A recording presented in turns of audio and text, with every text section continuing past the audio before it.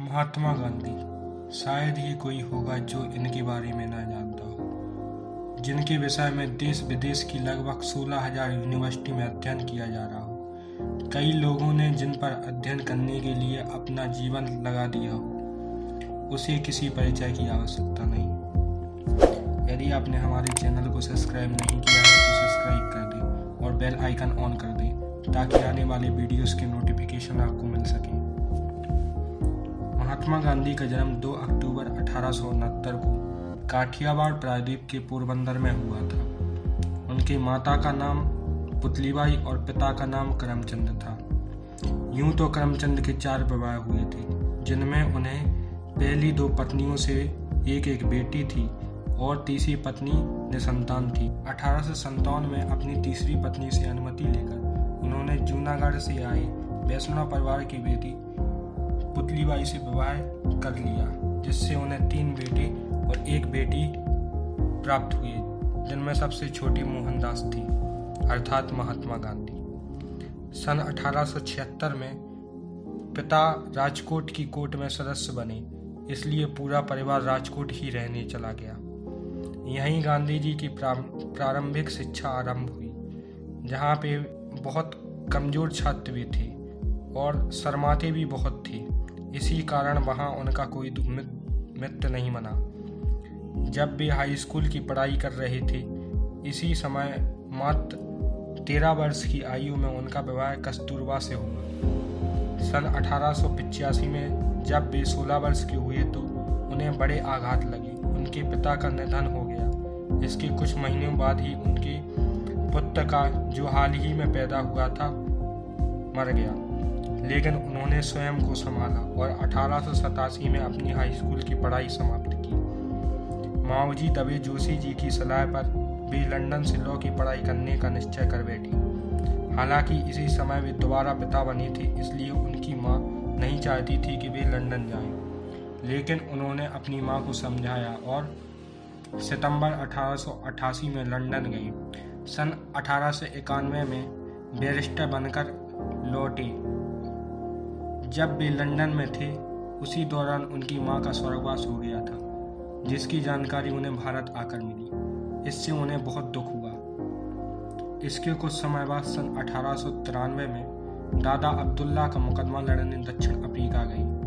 वहां भारतीय पर हो रहे रंग भेद को उन्होंने देखा व कई बार एहसास किया। उन्हें कई बार तो प्रथम श्रेणी का टिकट होने के बावजूद भी यात्रा करने से रोक दिया जाता था या तृतीय श्रेणी में यात्रा करने के लिए मजबूर किया जाता था। इसी भेदभाव को खत्म करने के लिए वे मुकदमा खत्म होने के बावजूद भी वहीं रुक गए और नटाल कांग्रेस की स्थापना की। यहाँ वह करीब 20 साल तक लड़ती रही। इसके बाद सन 1915 में नेशनल कांग्रेस के वरिष्ठ नेता गोपाल कृष्ण गोखले के आग्रह पर भारत लौटे और कांग्रेस ज्वाइन कर ली।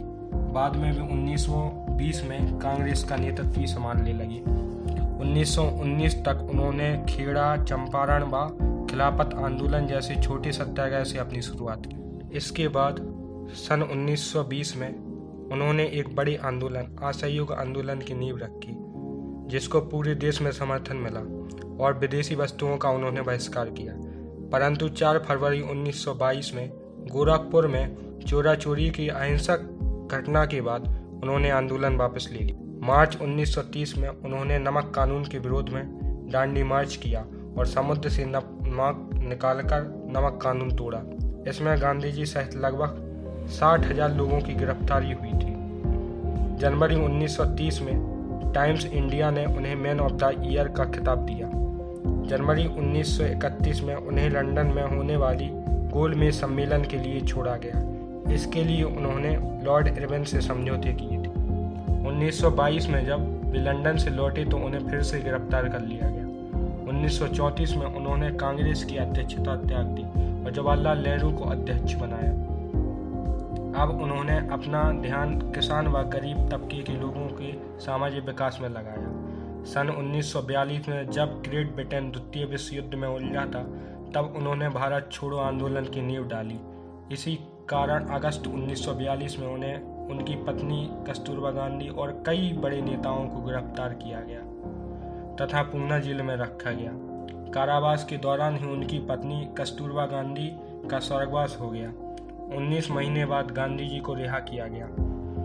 1945 में जब ब्रिटेन ने लेबर पार्टी ने चर्चिल की सरकार गिराई तो स्वतंत्रता प्राप्ति की राह दीप हो गई।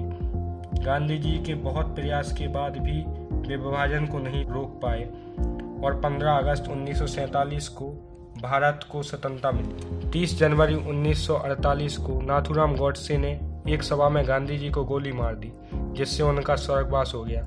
इससे सारे देश में दुख की लहर दौड़ पड़ी। 15 नवंबर 1949 को नाथूराम गॉडसे को फांसी दे दी गई। अब तक गांधी जी को 5 बार नोबेल पुरस्कार के लिए नामांकित किया जा चुका है।